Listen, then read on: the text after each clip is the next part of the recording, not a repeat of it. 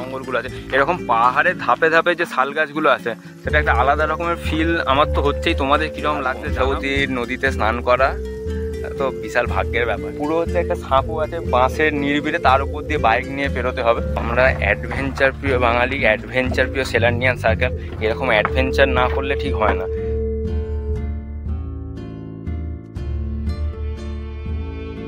আমার হাতে যে ফলগুলো দেখতে পাচ্ছ সেটা তোমরা মহুয়া ফল।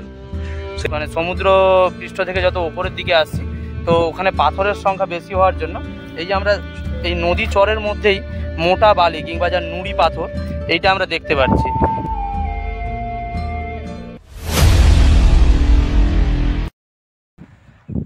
সো ওয়েলকাম টু সেলান্ডিয়ান সার্কেল। তো আগের ভিডিওটা আমরা সবুজ দ্বীপে শেষ করেছিলাম, তোমাদেরকে আমি বলেছিলাম কারণ বেশি লেন্দি ভিডিও করবো না। তো এই মুহূর্তে আমরা সবুজ দ্বীপ থেকে জাস্ট পিছিয়ে এসে বদ্রি পাহাড় যাবো, যেটা পেছনে আছে।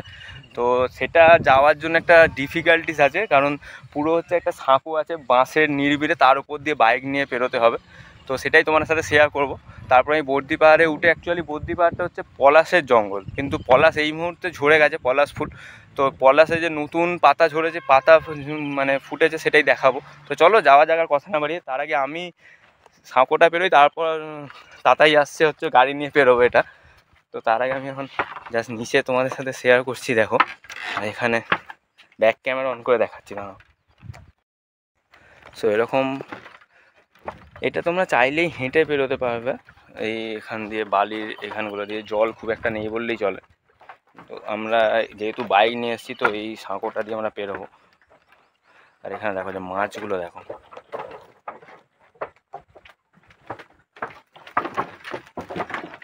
সো আমরা অ্যাডভেঞ্চার প্রিয় বাঙালি, অ্যাডভেঞ্চার প্রিয় সেলান্ডিয়ান সার্কেল, এরকম অ্যাডভেঞ্চার না করলে ঠিক হয় না।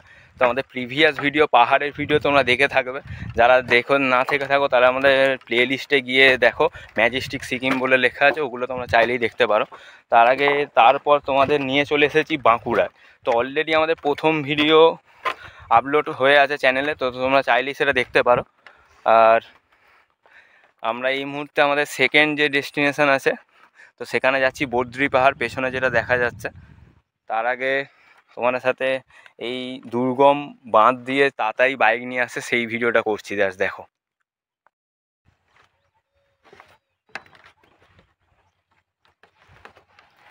সো এবারের বাইক ট্যুরে আমি সবারই হয়েছে, আমি বাইক চালাচ্ছি না।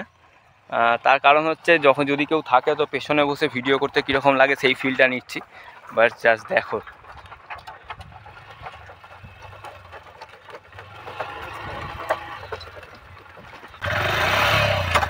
তো চল এই রাস্তাটা দিয়ে আমরা এগোই, তারপর আমরা উপরে উঠে আমি ভিডিও করছি। তার আগে যে কংসাবতীর মানে একদম মাঝখানে দাঁড়িয়ে কীরকম লাগে সেটাই দেখাচ্ছি তোমাদেরকে।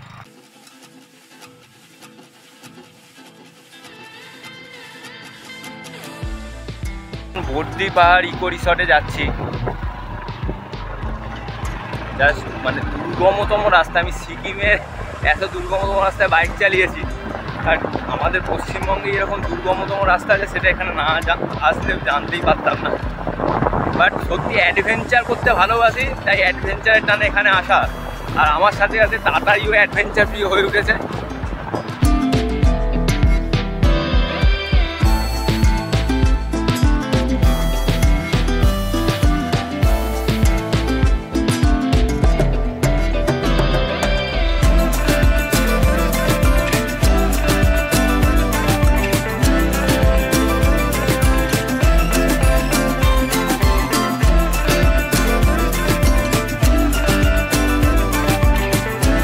যেরকম তোমাদেরকে বললাম যে বদ্রি পাহাড় ইকো রিসর্ট, তো এখানেও টিকিট মানে প্রবেশ মূল্য 20 টাকা। তো দারুণ দৃশ্য, দারুণ হার, মাটির টানে বদ্রি পাহাড়, আর প্রবেশ মূল্য 20 টাকা। এখানে মোবাইল নাম্বার আছে যেটা দিয়ে তোমরা চাইলে এখানে বুক করে, এখানেও রিসর্ট আছে, কটেজ আছে, চাইলেই থাকতে পারো তোমরা। বাট এই সমস্ত জায়গাগুলো যে শীতকাল বা বসন্তকালে সেটা একটা অন্যরকম লাগবে, বাট গরমকালে মানে সব কিছুরই একটা আলাদা আলাদা, প্রত্যেকটা ঋতুতে আলাদা আলাদা মাধুর্য আছে। তো সেরকমই আমরা গরমকালে এই সমস্ত জায়গাগুলো কীরকম লাগে সেটা দেখতেই আমাদের এখানে আসা। তো সেটাই তোমাদেরকে দেখাচ্ছি আমি, জাস্ট তোমরা ফিল করো।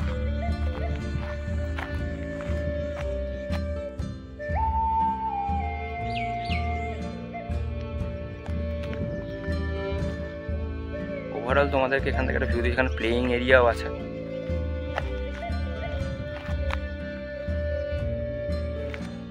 সো যেরকম বললাম যে বার্দি ইকো ট্যুরিজম পার্ক রিসর্টের এন্ট্রি ফি হচ্ছে 20 টাকা করে। আর এখানে তো চাইলেই তোমরা এখানে এসে থাকতে পারো, তার ব্যবস্থাও আছে। তো এনাদের পার্সোনাল ওয়েবসাইটও আছে, তো সেটা আমি এখানে দিয়ে দিলাম। তো চাইলেই তোমরা ফ্রিজ করে দেখে নিতে পারো। এছাড়া ফোন নাম্বার আছে, ফোন করে এসেও এখানে তোমরা থাকতে পারো। তো এখানে রেস্টুরেন্ট আছে, নিচের দিকে রিভার বিচ, ডান দিকে গেলে ভিউ পয়েন্ট আর রিসেপশন। তো আমরা রিভার বিচে যাব, তো চলো যাওয়া যাক। তো আমরা বদ্রি পাহাড় থেকে নিচে নামছি রিভার বিচ বলে, যেটা এনাদের মেনশন করা আছে। তো এখানে সুইমিং পুলের মতন যে সুইমিং রিভার সানবাথ, আচ্ছা সানবাথ নেওয়ার জন্য এখানে ব্যবস্থা করা আছে।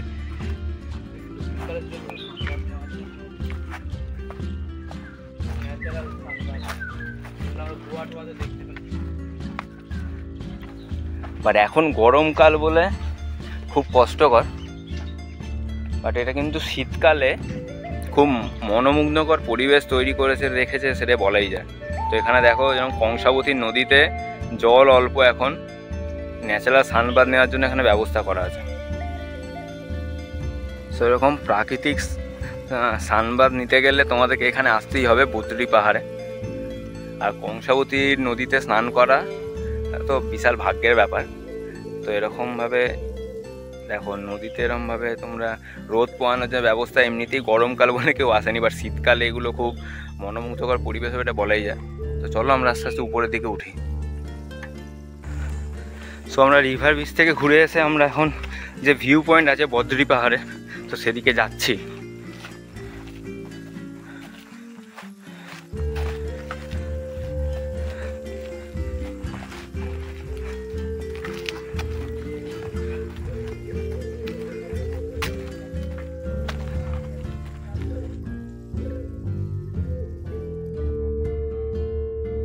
সো একেবারে আমরা বদ্রি পাহাড়ের উপরে যে ভিউ পয়েন্ট আছে সেখানে এসেছি, বাট ইগনোর মাই ফেস, ঠিক আছে? কোনো মানে যাতা অবস্থা, অ্যাডভেঞ্চার করতে এসেছি, এরকম অ্যাডভেঞ্চারাস হয়ে যাবো বুঝতে পারিনি, বাট ঠিক আছে। তো ভালো কিছু পেতে গেলে একটু কষ্ট করতে হয়। তো উপরে এসে যে জঙ্গল, নিচে তোমাদের সাথে আগের ভিডিওতে শেয়ার করেইছি, তো আমাদের সবুজ দ্বীপ আসার যে রাস্তাটা, আর এখানে এসে মানে এই ভিডিওর বদ্রি পাহাড়ে এসে যে আমরা ভিউটা পেয়েছি সেটা অসাধারণ ভিউ, সত্যি আমাদের খুব ভালো লেগেছে। তো তোমাদের কীরকম লাগলো না লাগছে জানাও, আর কে কে এসেছো বদ্রি পাহাড় তো অবশ্যই কমেন্ট করে জানাও। আর তো ভিডিওটা ভালো লেগে থাকলে অবশ্যই লাইক করো, কমেন্ট করো এবং শেয়ার করো। সো এরকম অচেনা জায়গা আমাদের ঘরের কাছেই আছে, আমরা তো কেউই জানি না সেরকম, তো সেরকমই জায়গার হদিশ দিতে সেলান্ডিয়ান সার্কেলের এখানে আসা। তো কীরকম লাগছে অবশ্যই জানাও। সো এরকম পাহাড়ি অঞ্চলে এসে মানে অ্যাকচুয়ালি শাল গাছ তোমরা সমতলে দেখতে পাবে, কারণ ঝাড়গ্রাম বলো বা যে সমস্ত জঙ্গলগুলো আছে, এরকম পাহাড়ের ধাপে ধাপে যে শাল গাছগুলো আছে সেটা একটা আলাদা রকমের ফিল আমার তো হচ্ছেই। তোমাদের কীরকম লাগছে জানাও। যদি কেউ এখানে এসে থেকে থাকো কোনোদিনও যে বদ্রি পাহাড় সবুজ দ্বীপ, তো অবশ্যই কমেন্ট করে জানাবে। আর যদি না এসে থাকো এখনও অবধি, তো অবশ্যই ভিডিওটা দেখে আসো। গরমকালে আসলে একটু কষ্ট হবে, বাট একটা এই যে সবুজের সমারোহ এটা তোমরা ফিল করবে। এবার শীতকালে যদি তোমরা কেউ আসো তাহলে তো একটা মানে মনোমুগ্ধকর পরিবেশ তোমরা পাবে, এটুকু বলাই যায়। বাট এখানে দেখো তোমার সাথে শেয়ার করছি, পুরো নিরিবিলি নির্জনতা, তার মাঝে এরকম পাশে কংসাবতী নদী বয়ে চলেছে, যদিও জল নেই খুব একটা, আর তার পাশে এরকম শালের জঙ্গল। আহা, পুরো জমে গেছে ব্যাপারটা।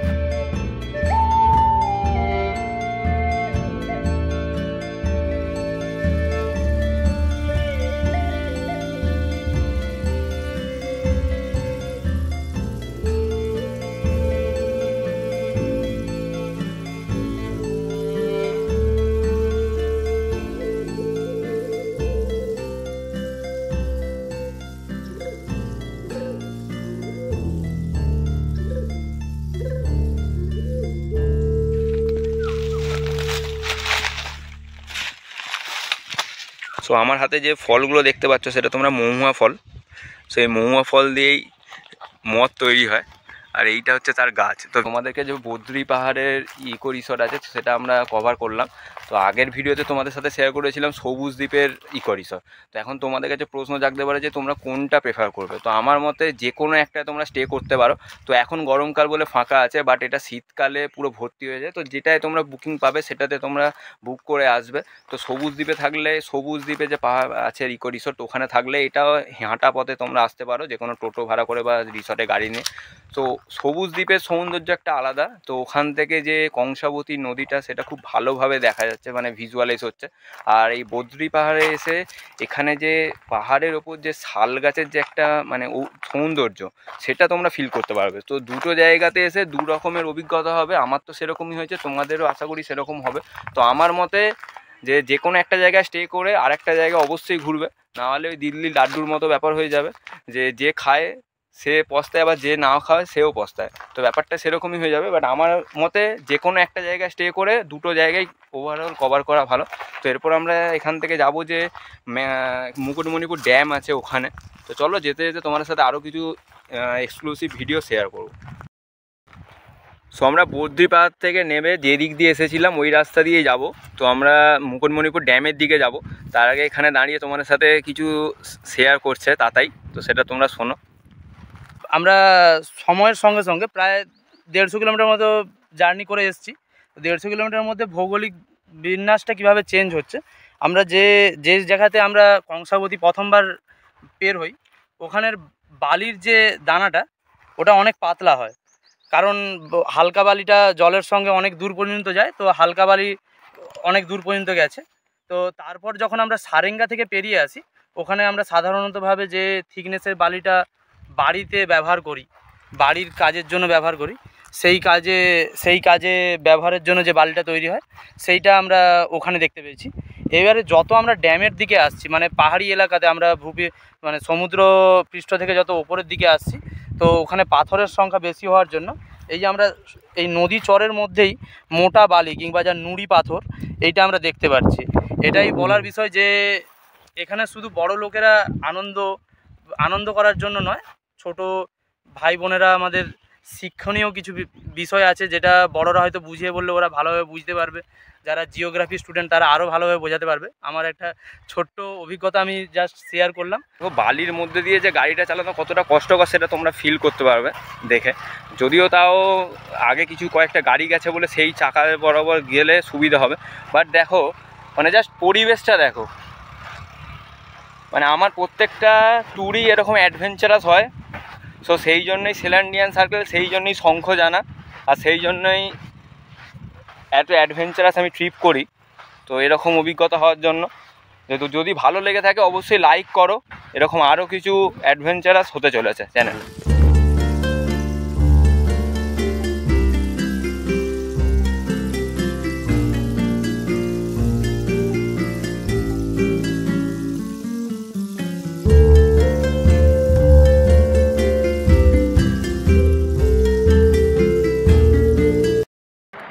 তো আমরা আসলাম ওদিক দিয়ে। তো এদিকে হচ্ছে আকুটা মোড়, ওখান থেকে সোজা গেলে মুকুটমণিপুর, আর এই ব্রিজটার উপর দিয়ে এদিকে গেলে হচ্ছে খাদরা গিয়ে বাঁকুড়া যাওয়া যাবে। জাস্ট ব্রিজটার উপর থেকে একটা ভিউ নেওয়ার জন্য আমরা এদিকে এসেছি। সেখান থেকে ভিউটা দেখো, জাস্ট অসাধারণ ভিউ। ওই পারে যাবো, গিয়ে যে ইট ভাটাগুলো থেকে ধোঁয়া বেরোচ্ছে আর তার পেছনে একটা পাহাড় আছে। আমরা আকুটা মোড় থেকে ডান দিকে নেবো, নিলে হচ্ছে মুকুটমণিপুর। এখান থেকে 9 কিলোমিটার। তো আমরা এই রাস্তায় গিয়েছিলাম এই ব্রিজ থেকে একটা ভিউ নেওয়ার জন্য। তো সোজা চলে গেলে হচ্ছে বেলপাহাড়ি, ঝিলিমিলি, আমরা ওদিক দিয়ে যাবো। তার আগে আমরা এখন মুকুটমণিপুর যাবো। চলো যাওয়া যাক।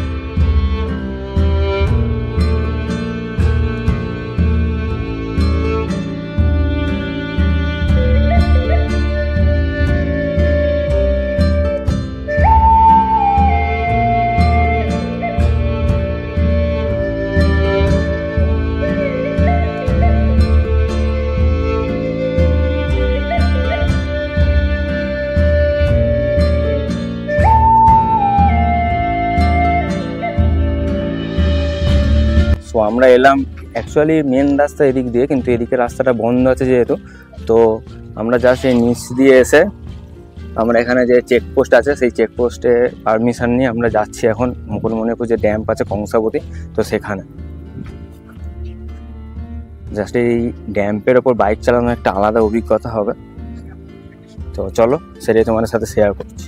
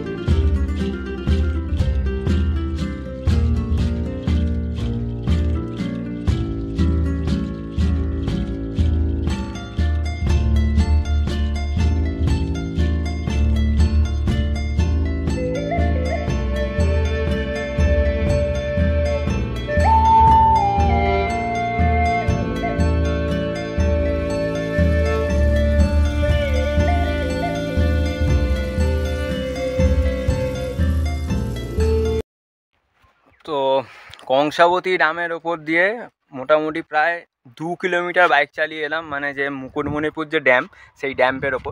তো আমরা একটা ড্যাম ক্রস করে পরেশনাথ যে ড্যামটা আছে, তো সেখানে নৌকা বিহারও করা যায়, তো তার উপর আমরা এসেছি। বাট আমরা সামনে যাব না, অলরেডি দুপুর 12:30 বেজে গেছে আর রাস্তাঘাট পুরো শুনশান। তো যথেষ্ট কষ্ট হচ্ছে, অ্যাডভেঞ্চার করতে এসে নিজেদেরই অ্যাডভেঞ্চারে হয়ে যাব এরকম ব্যাপার স্যাপার। বাট তাও তোমাদের সাথে এখানকার ভিউটা শেয়ার করছি। So just ignore my face, ignore my look, just focus on background. Just তোমাদের সাথে শেয়ার করছি অসাধারণ ভিউ। আর পুরো কংসাবতী ড্যামের ওপর, মুকুটমণিপুর ড্যামের ওপর বাইক ভিউ তোমাদের দিলাম, তো জাস্ট দেখো তোমরা।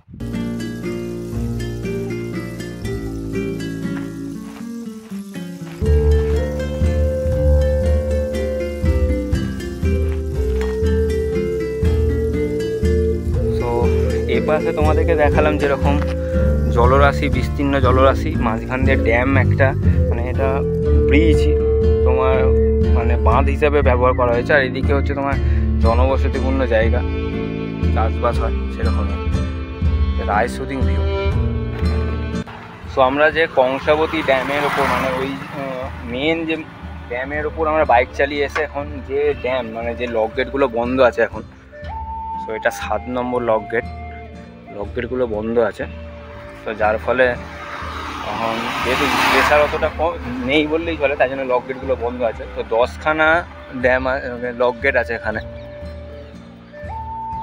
আর এই পাশে দেখো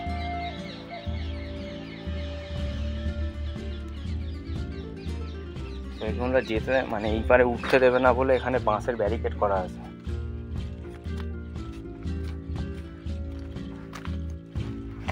তোমাদেরকে ওভারঅল একটা ভিউ দেওয়ার চেষ্টা করছি।